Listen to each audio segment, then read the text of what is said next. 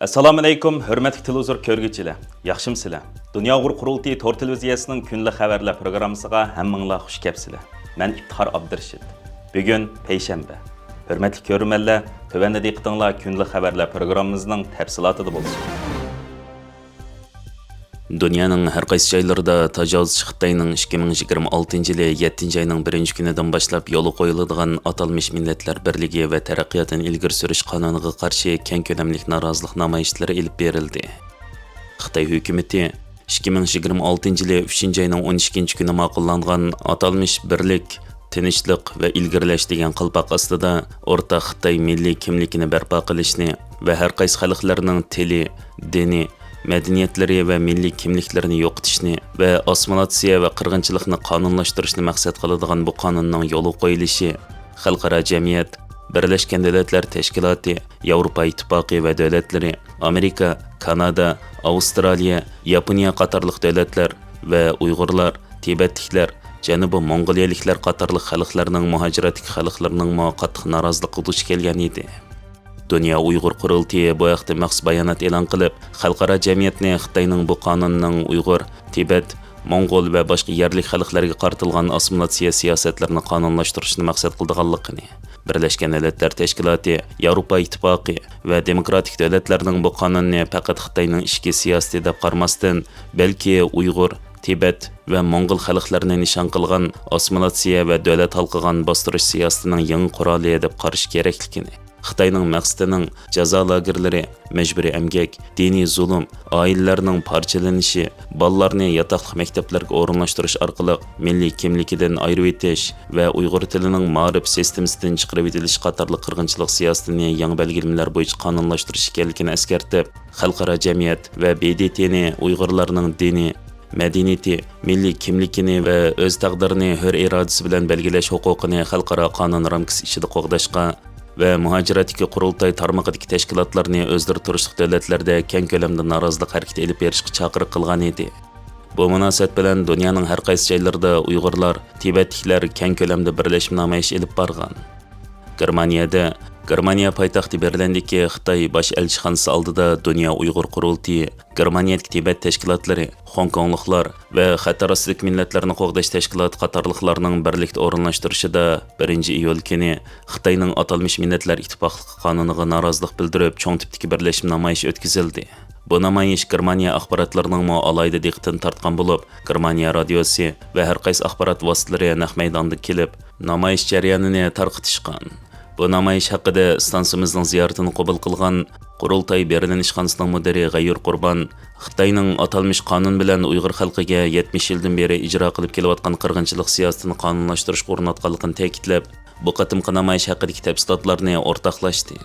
Bu namoyish va ziyoratlar jarayonida Xitoy hokimiyatining 70 yildan buyon Uyg'ur xalqiga qonliq va zo'rliq shaklda ilib borayotgan assimilyatsiya siyosatining bugungi kunlikda bir qonunga aylanganligini va mushu qonunning rankasi ostida Xitoy hokimiyati Uyg'urlarga qaratgan dinni yo'qotish, milliy kimlikni yo'qotish siyosatini yangi bir bardliqqa ko'targanligini va buningdan to'xtab qolmasdan mamlakatning sirtida Uyg'ur xalqininki haq-huquqlari uchun kurash qilayotgan faoliyatchilarni mushu qonunning rankasi ostida jinoyatchi qilib, ularga bo'lgan bostirishni kuchaytirganligini, buning bugungi kunlikda ko'plab tilga ilinayotgan davlat halqan bostirish bilan bevosita chetishib ekanligini va bu bostirishlarniki yana kuchaytirganligini bildirdik va shundaqla Germaniya hukumatining Xitoy hukumatiga qaratgan siyosatni qattiqlashtirishga, bu Xitoy hukumatiniki insonparvarlikka, xalqaro qonunlarga xilof bo'lgan bu qonunni to'xtatishga chaqirdik.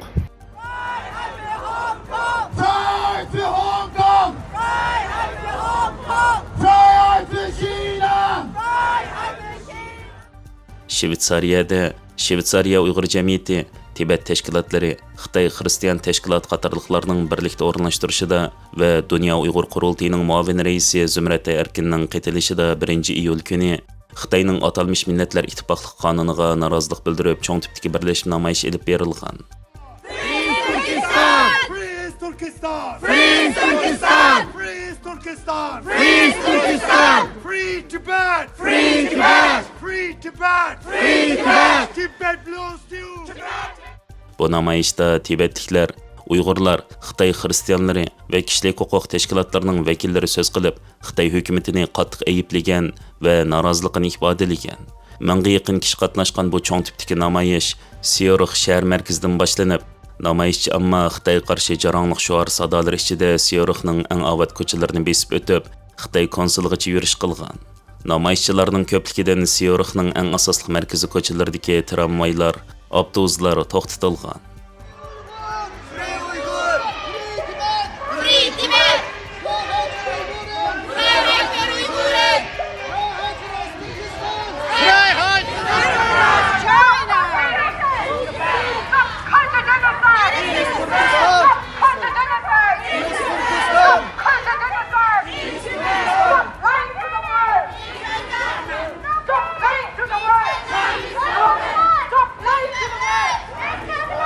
The CCP pushed for the widespread international attention.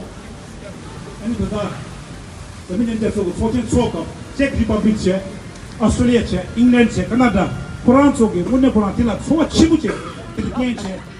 We're not protesting only here in Zurich, but we also had protests today in Berlin with Tibetan communities there, Hong Kong communities in Brussels, in DC and elsewhere. So we're here with you. We're all in the same struggle. I came all the way from Munich to join this protest. So thank you so much and Ich bin die Präsidentin von Uigurischen Verein Schweiz. Liebe Freunde, liebe tibetische Schwestern und Brüder, kaderli kardeşlerim, ich hätte mir nie vorstellen können, dass ich einmal in der Schweiz stehen und erklären müsste, Bugün 7. ayının 1. günü Şveysariya Uygur Cemiyeti, Şveysariyadaki Tibet teşkilatları ile birlikte Xitayning bugünden başlap yol koymakçı olan atalmış etnik birlik, yani milletler birliği kanununa karşı bunu lanetleş için namoyish ilib beryapmiz hozir. Zürich shahridagi Xitoy konsulxonasining oldida namoyish davom qilyapti. Bu qonun ismidan chiqib turganda Xitoyning butun millatlarini bulabmi, aziz vatan Sharq Turkistondagi Uyg'ur boshliq barliq turkiy xalqlarni xitoylashtirish uchun o'zini qonunliq o'tirib qo'ygan qonunliq sabab ko'rsatish maqsadida o'tirib qo'ygan bir qonunni biz buni qat'iy qarshi turamiz. Ya'ni Xitoyning bu assimilyatsiya, bizni yo'qotish siyosatiga har doim qarshi turib keldik. Bundan keyin qarshi turamiz. Bu amalga oshmaydi. Xitoy hargiz bizni yo'qotolmaydi. Bizning tilimizni, dinimizni, millat kimligimizni yo'q qilolmaydi. Bundan ham qo'rqamiz. Avstraliyada Avstraliya Uyg'ur jamiyati Tibetliklar ve kishilik huquq faoliyatchilarining qaytilishida 1-iyul kuni Sidneydagi Xitoy konsulxonasi oldida Xitoyning atalmış millatlar ittifoqligi qonuniga norozilik bildirib birlashib namoyish olib borgan. Bu namoyishga 200 ga yaqin kishi qatnashgan bo'lib, namoyishchilar Xitoyning bu sharmanda assimilyatsiya qonuniga qarshi jarangliq shuarlar bilan noroziligini ifodalagan. Free Tibet! Free Tibet! Free Tibet! Namoyishda Avstraliya Uyg'ur jamiyatining bosh kotibi va Dunyo Uyg'ur qurultiyi qonun komitetining mudiri Mehmet Chalabchi apandimmo so'z qilgan. I would like to congratulate the Tibetan community for coming with so many numbers here to show their opposition to the so-called the unity law. Belgiyada Dunyo Uyg'ur qurultiyi, Belgiya Uyg'ur jamiyati, Tibetliklar, Hong Kongliklar va kishilik huquq faoliyatchilarining qatnashishida 1-iyul kuni Belgiya poytaxti Bryusselda Yevropa parlamenti oldida Xitoyning atalmış millatlar ittifoqligi qonuniga norozilik bildirib birlashib namoyish olib berilgan. Bu namoyishga Dunyo Uyg'ur qurultiyi Ishki ishlar komitetining mudiri va Belgiya Uyg'ur jamiyatining raisi Ekber Tursun, qurultayning Yevropa parlamentidagi koordinatori Bernardo Kaiser qatorliqlar qatnashgan. It is against customary international law which recognizes inherent rights of Angliyada Uyg'ur irqiy qirg'inchiligini to'xtatish tashkiloti Tibetliklar va kishilik huquq faoliyatchilarining qaytilishida 1-iyul kuni Londondagi Xitoy bosh elchixonasi oldida Xitoyning atalmış millatlar ittifoqligi qonuniga norozilik bildirib birlashib namoyish olib berilgan. Bu namoyishga 200 ga yaqin kishi qatnashgan bo'lib, namoyishchilar Xitoyning bu sharmanda assimilyatsiya qonuniga qarshi jarangliq shuarlar bilan noroziligini ifodalagan. because we have seen this before. We have seen what happens when children are stripped of their language and culture in the name of assimilation. We have seen the lasting trauma it causes. We have recognized those policies. Yaponiyada 30 iyun kuni Yaponiya Uyg'ur jamiyatining tashkillashida Yaponiyaning Fukuoka shahridagi Xitoy konsuli oldida Xitoyning atalmish millatlar ittifoqlik qonuniga norozilik bildirilib, namoyish o'tkazilgan.